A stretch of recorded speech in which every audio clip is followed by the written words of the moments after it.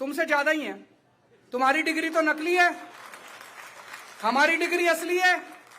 मेरी डिग्री लोगों ने आरटीआई में मांग रखी है और मेरे इंस्टीट्यूट आईआईटी खड़गपुर से उन्होंने दी हुई है।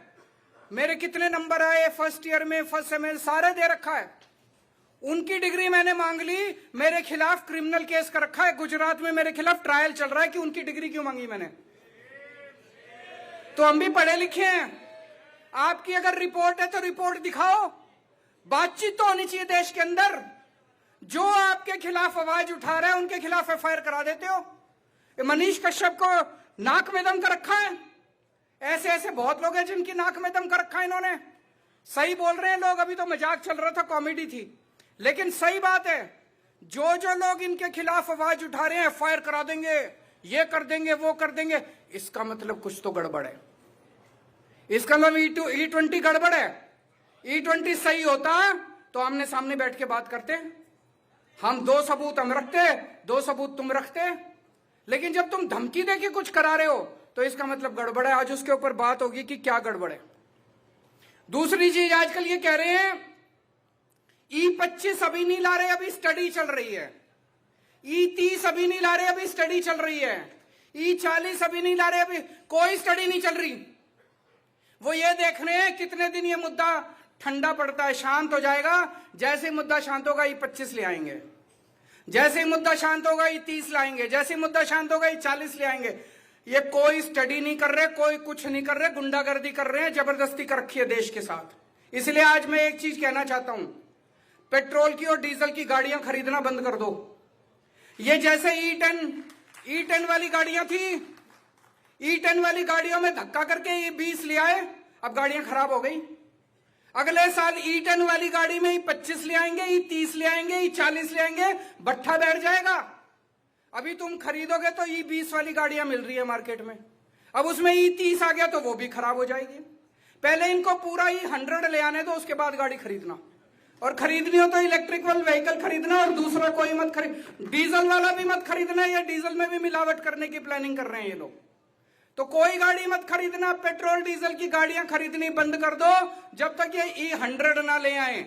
जब तक E100 की गाड़ी बनना शुरू नहीं हो जाए अपने देश के अंदर। ये धोखा दे रहे हैं। E10 की गाड़ी में E20 डालेंगे, E20 की गाड़ी में E50 डालेंगे, E50 की गाड़ी में E100 डालेंगे। धक्का कर रखा इन्होंने। मैंने 29 कंपनियों को चिट्ठी लिखी। हमारे देश में 29 कंपनियां हैं जो पेट्रोल से चलने वाली स्कूटर, मोटरसाइकिल, एसयूवी, कार, ये सब बनाती हैं, 4 व्हीलर 2 व्हीलर बनाती हैं। 29 कंपनियों को मैंने चिट्ठी लिख के दो ही चीज पूछी। मैंने कहा भाई ये बता दो 2023 से आपकी जो गाड़ियां बनी हुई हैं पहले, वो गाड़ियों में E20 इस्तेमाल हो सकता है क्या?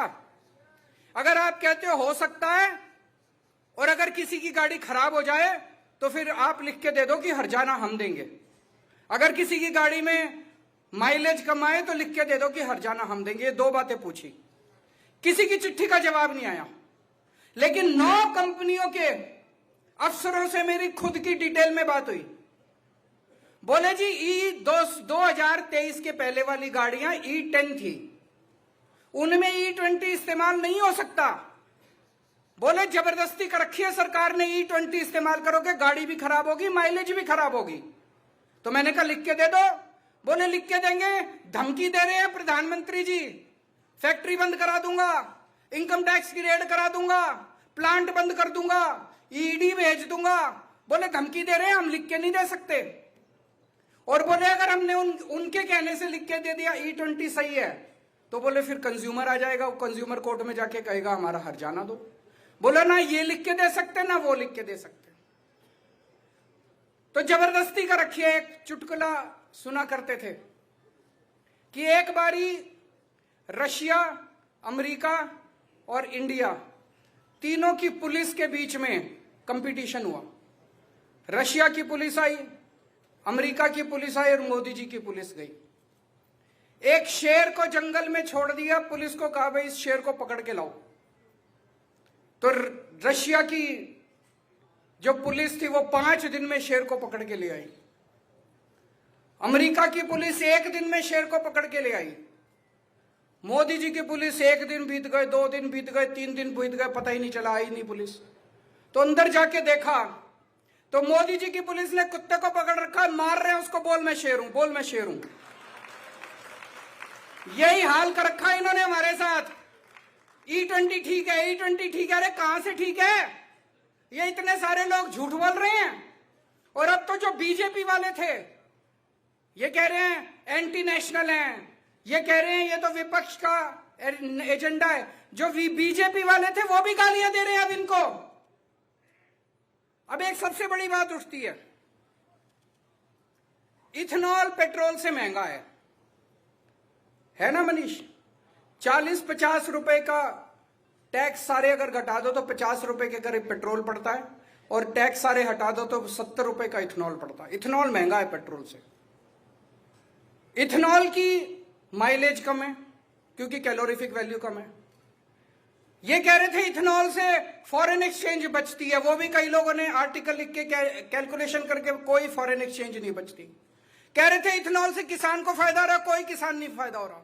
इथेनॉल के जहां प्लांट लगे हुए हैं वहां 20-20 किलोमीटर तक सारा पानी बर्बाद हो गया, पोल्यूशन हो गया, सारी जमीन खराब हो गई आसपास की, किसान दुखी हैं उससे। तो अगर इथेनॉल से कोई फायदा नहीं है तो जबरदस्ती क्यों कर रही है सरकार? कोई बता सकता है? ये जो कुछ लोग कह रहे हैं कि गडकरी जी को फायदा पहुंचाने, मेरे को नहीं लगता मोदी जी को गडकरी के बच्चों में कोई इंटरेस्ट है। मेरे को नहीं लगता कि मोदी जी गडकरी के बच्चों का मुनाफा कराने के लिए ये करवा रहे हैं। अमित शाह के बच्चे होते तो शायद फिर भी मान लेते। गडकरी के बच्चों का मुनाफा कराने के लिए मोदी जी ने इथेनॉल देश के ऊपर थोप दिया, ये मैं मानने को तैयार नहीं हूं। मोदी जी और गडकरी में कितनी दोस्ती है ये हम सब जानते हैं। तो मोदी जी पूरे देश में इथेनॉल क्यों थोप रहे हैं बताओ? आज मैं पिछले कुछ दिनों से रिसर्च कर रहा हूं, मैं आपको बताता हूं। अभी कुछ दिन पहले इंडिया और अमेरिका के बीच में ट्रेड डील साइन हुई। उस ट्रेड डील में लिखा हुआ है कि अगले 5 साल में इंडिया को $100 बिलियन का अमेरिका से सामान खरीदना कंपलसरी है। $100 बिलियन का। अब क्या खरीदें? कुछ खरीदने को है नहीं, जबरदस्ती खरीदना पड़ेगा। अमेरिका दुनिया का सबसे बड़ा इथेनॉल बनाने वाला देश है। दुनिया में सबसे ज्यादा इथेनॉल अमेरिका बनाता है और अमेरिका में खपत नहीं है। हमारे देश में E20 थोप रहे हैं, अमेरिका में E10 से भी कम है, और वो भी ऑप्शन मिलती है हर पेट्रोल पंप पे, E10 लेना है कि प्योर पेट्रोल लेना है, ऑप्शन मिलती है। वहां पे E10 है, वहां E20 नहीं है, यहां अब इथेनॉल कहां बेचे अमेरिका? आपको यह जान के ताज्जुब होगा कि 2-3 साल पहले इंडिया जितना इथेनॉल इंपोर्ट करता था, पिछले साल उससे दुगना इंपोर्ट करने लग गया। और अब ये E20 लागू करने के बाद इस साल पिछले साल के मुकाबले 5 गुना इथेनॉल इंपोर्ट किया जाएगा, 5 गुना ज्यादा। और आपको ये जान के और ज्यादा ताज्जुब होगा, ये सारा का सारा इथेनॉल अमेरिका से इंपोर्ट किया जाएगा।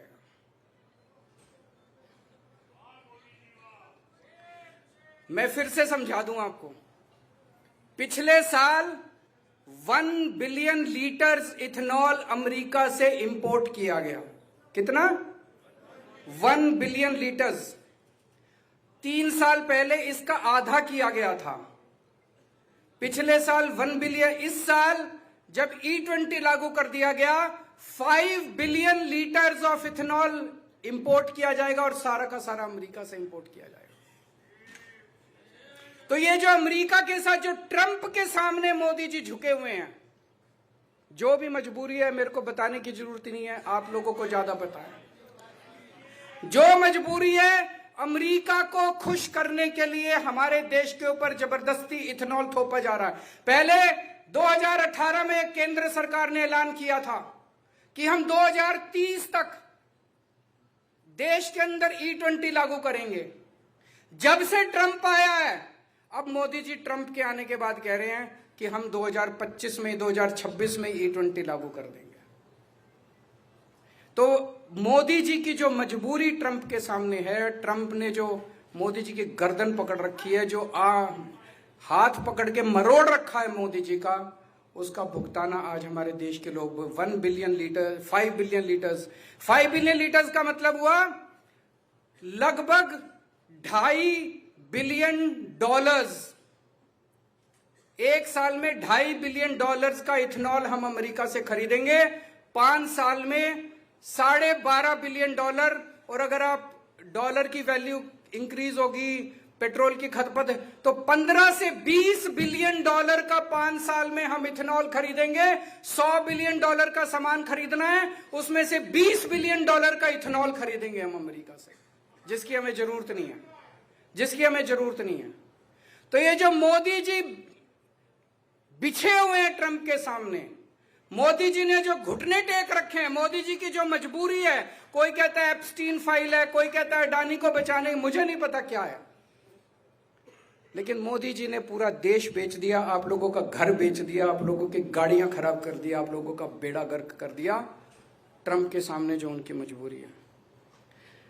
अब एक चीज है, युवाओं का आंदोलन अभी सफल हुआ, धर्मेंद्र प्रधान को इस्तीफा देना पड़ा। उसका टर्निंग पॉइंट क्या था?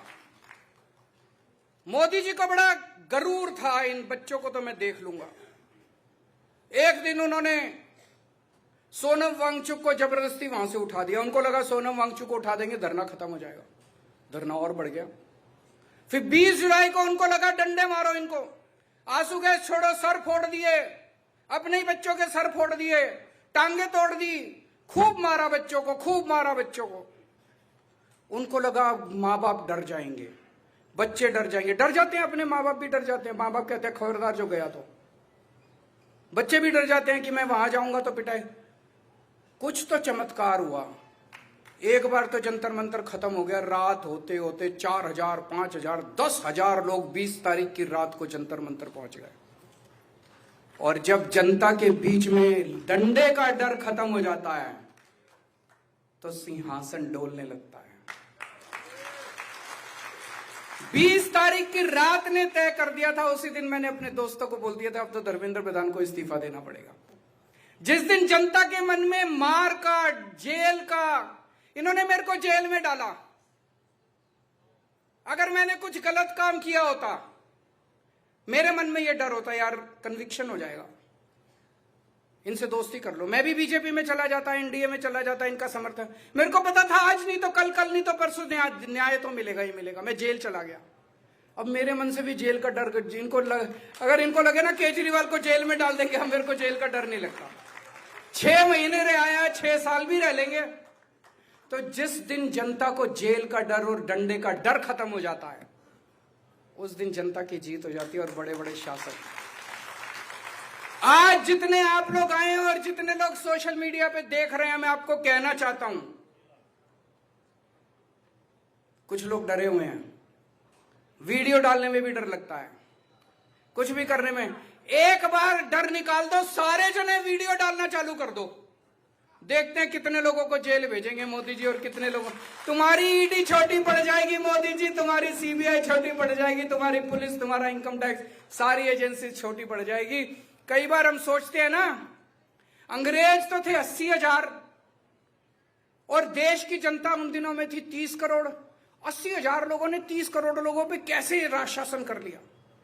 वही बात है, मोदी जी की कितनी पुलिस है, कितनी एजेंसीज हैं, और हम कितने 140 करोड़ लोग। 140 करोड़ लोगों ने जब मिलकर अपनी आवाज उठा दी तो मोदी जी को झुकना पड़ेगा। लेकिन आपको डर निकालना पड़ेगा अपना, सब लोगों को डर निकालना पड़ेगा अपने मन से। सारे जने वीडियो बनाओ, खूब वीडियो बनाओ, अपने दोस्तों के बनाओ, अपने बनाओ, सोशल मीडिया पे डालो। मेरे को इनसे डर नहीं लगता, मेरे को टैग करो, मेरे को कोलैब रिक्वेस्ट भेजो, मैं आपके सबके वीडियो शेयर करूंगा, मैं आपके वीडियो को वो करूंगा।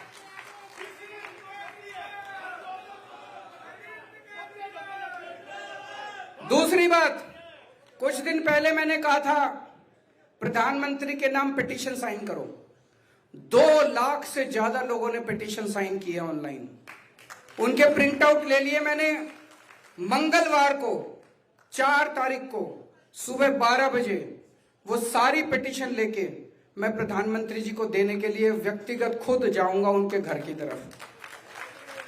सबको आने की जरूरत नहीं है, अपने साथ 100 ऐसे लोग लेके जाऊंगा जिनको डंडे से डर नहीं लगता। मैं अपने साथ 100 ऐसे लोग लेके जाऊंगा जिनको जेल जाने से डर नहीं लगता। जो जो लोग जाना चाहते हैं मेरे को लिख देना, मेरे को टैग करके मेरे को लिख देना। 100 लोगों को साथ लेके जाएंगे, प्रधानमंत्री जी के घर की तरफ कूच करेंगे और फिर देखते हैं उसके बाद क्या होगा। बाहर एक कैलकुलेटर लगा हुआ है, जाने से पहले आप हमारी वेबसाइट पे भी है, आप कैलकुलेट कर सकते हो कि E20 की वजह से सालाना तौर पे और 5 साल में आपके घर में कितना नुकसान होगा, कितने पैसे का नुकसान होगा E20 की वजह से। एक बाहर वीडियो भी है, जो जो लोग वीडियो बनाना चाहिए यहां वीडियो बना के भी देखे जा सकते हो। और आज आपकी सहमति चाहता हूं कि हमारी 3 मांग है। पहली मांग, हर पेट्रोल पंप पे या अलग अलग पेट्रोल पंप पे आप हमें ऑप्शन दो। अगर हम प्योर पेट्रोल लेना चाहें या E20 लेना चाहें, हमारी मर्जी होनी चाहिए। होनी चाहिए कि नहीं होनी चाहिए? उसी से पता चल जाएगा। अगर आप ये ऑप्शन दोगे E20 बिका, तो इसका मतलब आपका E20 सही है। भाई मार्केट है, मार्केट को तय करने दो ना। तो ऑप्शन मिलनी चाहिए, E20 खरीदना चाहे तो E20 कोई खरीदे, और अगर प्योर पेट्रोल खरीदना चाहे तो प्योर पेट्रोल। दूसरी डिमांड, प्योर पेट्रोल से E20 सस्ता होना चाहिए। और तीसरी डिमांड मैंने कैलकुलेट करा है, आज जबरदस्ती तेल कंपनियों को फायदा पहुंचाने के लिए पेट्रोल महंगा कर रखा है। पेट्रोल 84 रुपए से कम होना चाहिए, 84 रुपए लीटर से। मंजूर है ये तीनों डिमांड? तो ये 3 डिमांड आज हम करते हैं। मैं प्रधानमंत्री जी का बहुत बहुत शुक्रिया अदा करता हूं, आपने अपने व्यक्तिगत समय से समय निकाला और जनता की बात सुनने के लिए आए। मैं रिक्वेस्ट करता हूं कि वापस जाके आप अपनी कैबिनेट में चर्चा करेंगे और इस निर्णय को वापस लेंगे। भारत